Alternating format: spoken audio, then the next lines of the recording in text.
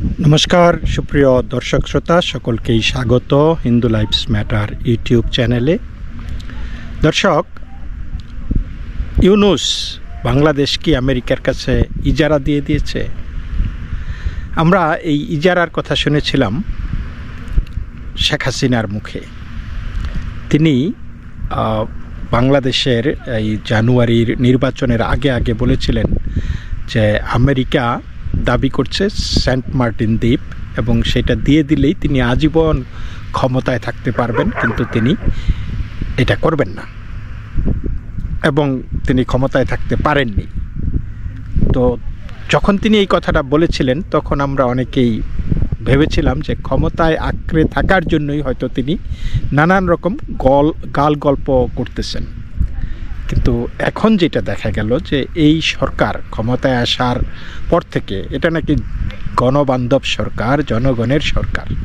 জনগণ তাদেরকে বসিয়ে দিয়েছে, যদিও প্রকাশ্যে আবার বলতেছে যে ছাত্ররাই আমার নিয়োগকর্তা। যাই হোক, তো এরপর আমরা দেখলাম সেন্ট মার্টিন তারা বন্ধ করে দিল। সেন্ট মার্টিনে আনাগোনা বন্ধ মানুষের, সাধারণ মানুষের যাতায়াত চলাফেরা।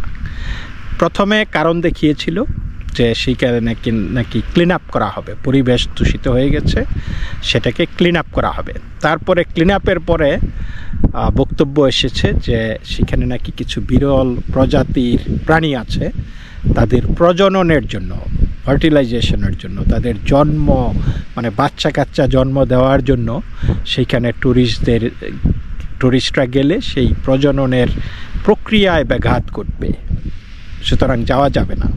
এবং এই প্রজননের একটা সিজন থাকে, সেটা ইলিশ মাছ হোক আর ওই কাঁকড়া হোক, তাই না? মানে মাস দুয়েক পরে সেই সিজনটা শেষ হয়ে যায়। কিন্তু আমরা দেখতে পাচ্ছি যে এখন এই সরকারের মেয়াদ যত দিন হয়েছে, প্রায় 13 মাস বা 14 মাস, এবং ঠিক ততক্ষণই এই নিষেধাজ্ঞাও চলছে সেন্ট মার্টিনে।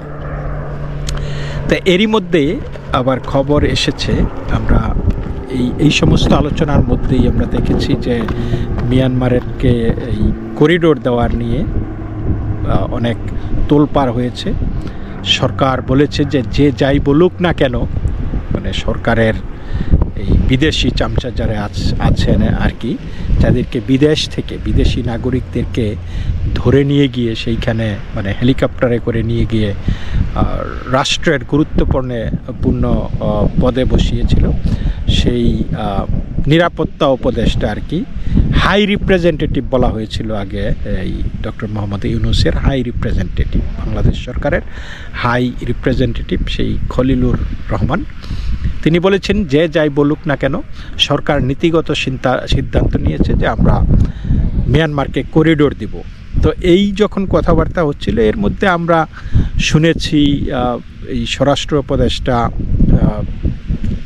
এই জাহাঙ্গীর আলমকে তিনি বলতে যে অলরেডি তো এই আরাকান আর্মি বাংলাদেশে ঢুকে আছে, সেটা বহুদিন ধরেই আছে, করিডোর দীর্ঘদিন ধরে ব্যবহার করতেছে, তারা এইখানে এসে অনেককে বিয়ে শাদী করে তাদের বাচ্চা কাচ্চা হয়ে গেছে। তার মানে এই আরাকান আর্মি অর্থাৎ সেই করিডোর আপনারা কাগজে কলমে না দিলেও বাংলাদেশ কিন্তু করিডোর হয়ে গেছে। তারা নাকি এখন বাংলাদেশ সরকার বা বাংলাদেশের মানুষদের দুলাবাই হয়ে গেছে, কারণ আইসা বাঙালি মেয়েদেরকে বিয়ে শাদী কইরা ওই এলাকায় তারা বাচ্চা কাচ্চা হয়ে গেছে, ঠিক আছে? সুতরাং তারা আমাদের জাতীয় দুলাবাই। সুতরাং আপনি করিডোর দিলেও দিলেন, করিডোর না দিলেও দিলেন, এটা ছিল তাদের বক্তব্য।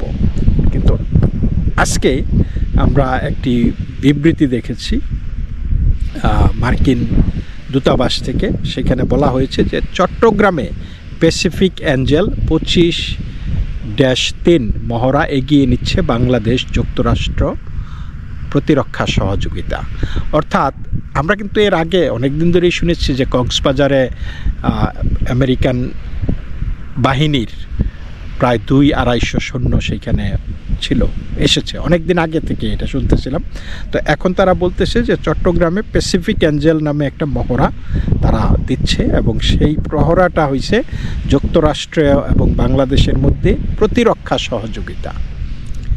আচ্ছা, তা আবার এর মধ্যে দেখা গেছে যে এখানে নাকি শ্রীলঙ্কান বাহিনী এবং মিয়ানমারের বাহিনীও জড়িত।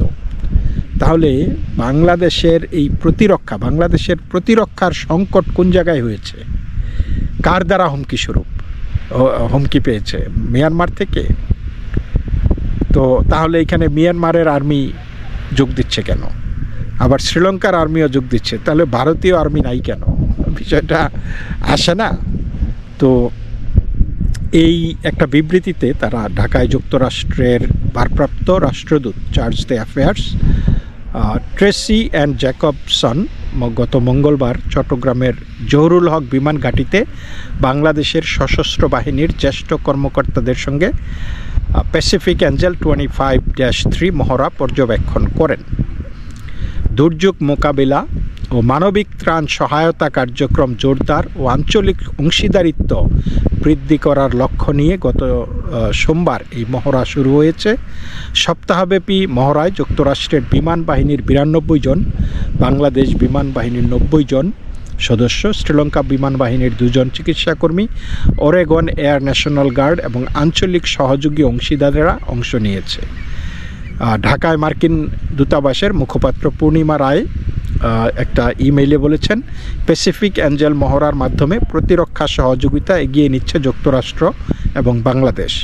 এই মহড়ার মূল লক্ষ্য চিকিৎসা প্রস্তুতি, বিমান নিরাপত্তা, প্রকৌশল সহায়তা এবং দুর্যোগ ব্যবস্থাপনা কার্যক্রমে সহযোগিতা বৃদ্ধি করা। মার্কিন দূতাবাসের মুখপাত্র আরও বলেন, প্যাসিফিক অ্যাঞ্জেল 25-3 মহড়া যুক্তরাষ্ট্র ও বাংলাদেশের চলমান প্রতিরক্ষা সহযোগিতা এবং মানবিক প্রস্তুতির অঙ্গীকারকে সুস্পষ্টভাবে প্রতিফলিত করে, যা ভবিষ্যৎ সংকটে দ্রুত ও কার্যকর প্রতিক্রিয়া জানানোর সক্ষমতা জোরদার করবে। বাস্তবসম্মত সংকটের অনুকরণে করা এই মহড়া অংশীদার দেশগুলির প্রাকৃতিক দুর্যোগ মোকাবেলার সামর্থ্য বৃদ্ধি করে আঞ্চলিক সহনশীলতা গড়ে তোলে এবং ভারত প্রশান্ত মহাসাগর অঞ্চল জুড়ে দীর্ঘমেয়াদী নিরাপত্তা সহযোগিতাকে সুদৃঢ় করে। মানে কিসের মধ্যে কি, পান্তাবাতে ঘি, তাই না? চিন্তা করে দেখেন, এইখানে এটা কি আঞ্চলিক নিরাপত্তা, এটা কি দুর্যোগ মোকাবেলা? মানে একবার এক এক কথা বলতেছে। এক কথার মধ্যে দুর্যোগ মোকাবেলা, ত্রাণ সহায়তা, এই দুর্যোগ মোকাবেলার কৌশল, চিকিৎসা এই দেওয়ার কৌশল, এই জিনিসগুলি হচ্ছে টোটালি হিউম্যানিটেরিয়ান।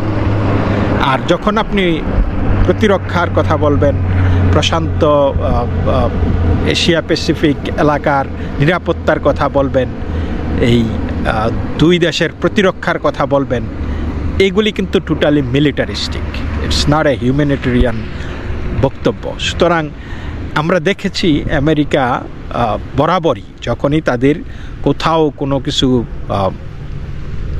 মানে অজুহাত দেখাতে হয়, তখন তারা কিন্তু হিউম্যানিটেরিয়ান অজুহাত দেখায়।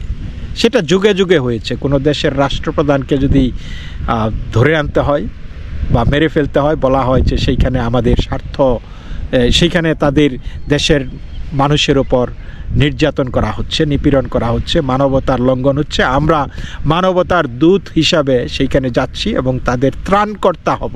এবং ত্রাণকর্তা হয়ে গিয়ে দেখা যায় যে সেই সরকার প্রধানকে তুলে এনে বা জেলে নিয়ে বা মেরে ফেলে সেইখানে একটা তাবেদার সরকার প্রতিষ্ঠিত করে সবসময়। তবে তাবেদার সরকার যে বাংলাদেশে তারা প্রতিষ্ঠিত করেছে, এটা আমাদের তো আর মানে বোঝার বাকি নেই। তবে এই তাবেদার সরকারকে রক্ষা করার জন্য এই কারসাজি কিনা উই ডোন্ট নো।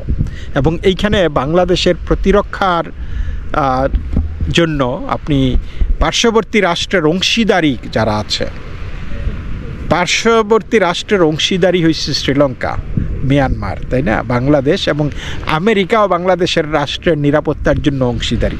এখানে ভারত আপনার রাষ্ট্রের নিরাপত্তার অংশীদারি না, আমি বুঝলাম না। ভারত তো বাংলাদেশের 3 দিক থেকে, তাই না? তো বাংলাদেশকে ঘিরে আছে যেটা, এই যদি আপনার অংশীদারি না হয়, ভারত যদি আপনার প্রতিবেশী না হয়, সঠিক প্রতিবেশী না হয়, সঠিক অংশীদারি না হয়, যেই মানে ভারত সাপের মতো আপনাকে আষ্টে পিষ্টে আসছে, ইচ্ছা করলে গিলে ফেলতে পারবে। তাহলে আপনি অংশীদারি তাদেরকে না করে সেখানে আপনি মিয়ানমারকে অংশীদারি ভাবতেছেন, যারা নাকি প্রতিদিন বাংলাদেশের জেলেদেরকে ধরে নিয়ে যায়। আরাকান আর্মিকে অংশীদারি ভাবতেছেন, যারা খুব শীঘ্রই যদি তারা তাদের আরাকান রাষ্ট্র গঠন করতে পারে আপনার পার্বত্য চট্টগ্রাম খায়া ফেলাইব, তারা আপনার অংশীদারি। শ্রীলঙ্কা কোত্থেকে কই, তারা আপনার অংশীদারি, আর ভারত আপনার এখানে অংশীদারি না। জিনিসটা এটা যে একটা আন্তর্জাতিক ষড়যন্ত্র, একটা গন্ধ আছে, এটা কিন্তু আমরা বুঝতে পারি। যেমন পাকিস্তানের সেনাপ্রধান গত মাসখানেক আগে আমেরিকায় একটা ফ্লোরিডাতে তাদের কমিউনিটির একটি গ্যাদারিংয়ে, একটি সভায় বলেছিল যে তারা ভারতের পূর্বাঞ্চলীয় এলাকায়, উত্তর পূর্বাঞ্চলীয় এলাকায় তারা এই অপারেশন করবে, তারা সেই জায়গাটাকে অস্থিতিশীল করবে এবং এই জিনিসগুলি তারা বলেছে। যেহেতু তারা পশ্চিমাঞ্চলীয় এলাকা, অর্থাৎ সেই হায়দ্রাবাদ, এই গুজরাট, এইসব জায়গায় তারা কোনো কিছু করতে পারতেছে না, কারণ ভারত সরকার তৎপর এবং ভারতীয়রা সেইখানে তৎপর, তারা দেশের সাথে গাদ্দারি করে না। তারা এই জন্য এই যে পূর্বাঞ্চলীয় এলাকাটা বেছে নিয়েছে, কারণ এই পূর্বাঞ্চলীয় এলাকাতে গাদ্দার অনেক আছে। গাদ্দার আছে পশ্চিমবঙ্গে, গাদ্দার আছে মণিপুরিতে, এইসব জায়গায় গাদ্দারে ভরপুর। সুতরাং এই গাদ্দারদের সহযোগিতা নিয়ে এইখানে এই ভারত ভাঙ্গার, সেভেন সিস্টার দখলের একটা পায়তারা কিন্তু আমেরিকা, বাংলাদেশ, পাকিস্তান এরা কিন্তু সবসময়ই দেখছে। আমরা দেখেছি যে বাংলাদেশের এই যে মাস্টার মাইন্ড, তথাকথিত মাস্টার মাইন্ড হিজবুত তাহরির জঙ্গি মাহফুজ আলম, তিনি কিন্তু একটা ম্যাপও প্রকাশ করেছিলেন, একটা সেই ভারতের একটা মানে কি বলে এটাকে, বৃহৎ ভারতের একটা বাংলাদেশের একটা ম্যাপ প্রকাশ করেছিলেন এবং সেইখানে বলেছিলেন যে হিমালয় থেকে এই সুন্দরবন, হিমালয় থেকে বঙ্গোপসাগর, এই এলাকা একটা আলাদা একটা বাঙালি ভূমি তা গঠন করা হবে। যদিও সেই স্ট্যাটাসটা, সেই পোস্টিংটা ঘণ্টাখানেক রাখতে পারেননি, সেটা তাকে সরিয়ে ফেলতে হয়েছিল। তো সেই স্বপ্ন, সেই খোয়াব তারা কিন্তু সবসময়ই দেখছে।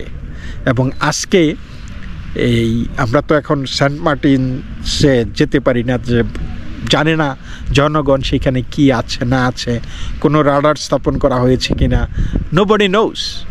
তো সরকার অজুহাত দিয়েছে, এই যে এইটাও একটা, ওই যে আমেরিকা যেমন অজুহাত দেয় হিউম্যানিটেরিয়ান গ্রাউন্ডস, মানবিক সাহায্য, ত্রাণ সহায়তা, দুর্যোগ মোকাবেলা, এই সমস্ত বক্তব্যের আড়ালে তারা তাদের মিলিটারিস্টিক যেই গোল আছে সেইগুলি এগিয়ে নেওয়ার জন্য সবসময়ই সচেষ্ট।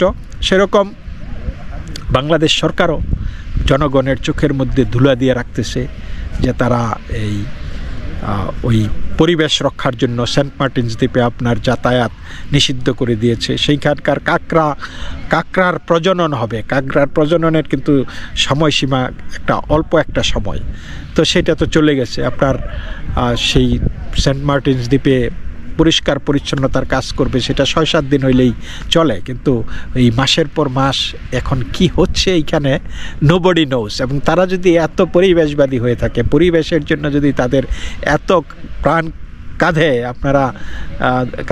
আপনারা দেখেছেন সিলেটে, সেই সিলেটের যেই শ্বেত পাথর, তাই না, সেটা একটা পর্যটন কেন্দ্র এবং পরিবেশের একটা গুরুত্বপূর্ণ ভারসাম্য সেখানে রক্ষা করত। সেই চুনা পাথরগুলি, সেগুলা কিন্তু উদাও হয়ে গেছে। সেই ট্রলারে করে দিয়ে, মাটি কুদ্দা, শাবল দিয়া, মানে একটা কণাও রাখে নাই। এবং সেটা তো একদিনে ঘটে নাই, কেউ রাতের বেলায় চুরি করে নাই, সেটা প্রকাশ্যে প্রশাসনের সামনে তাদের সহযোগিতায় ট্রাক বা এসে, সেখানে বোট এসে এগুলি নিয়ে তারা পাড়ি দিয়েছে মাসের পর মাস, কিন্তু সরকার ভ্রুক্ষেপও করে নাই, সরকার ওইখানে যায়ও নাই। যখন ঘটনা শেষ হয়ে গেছে তখন বলতেছে যে এটা কেমনে কি হয়ে গেল। এই পরিবেশ উপদেষ্টা আর কি, রেজওয়ানা মানে হঠাৎ করে ঘুম থেকে জেগে উঠেছে। এরকমই এই যে বাংলাদেশ যে আমেরিকাকে করিডোর দিয়ে দিল, আরাকান আর্মিদেরকে করিডোর দিয়ে দিল, সেন্ট মার্টিনে যে ঘাঁটি বসাচ্ছে, চট্টগ্রাম যে ব্যাহাত হয়ে যাচ্ছে, দেশ যে বিক্রি হয়ে গেছে, এই জিনিসগুলি ওই নানান 9-6 বুঝায় হঠাৎ করে আপনারা যখন সজাগ পাইবেন দেখবেন যে কেল্লা ফতে। এই হলো এই সরকার, একদম মানে ফরমাইশি সরকার হইলে যেটা হয়, তাবেদারি সরকার হইলে যেটা হয়, সেই জিনিসটাই বাংলাদেশে এই মুহূর্তে ঘটতেছে। এই জন্যই বলবো যে কাঁদো বাংলাদেশ কাঁদো। তো সকলেই ভালো থাকবেন, নমস্কার।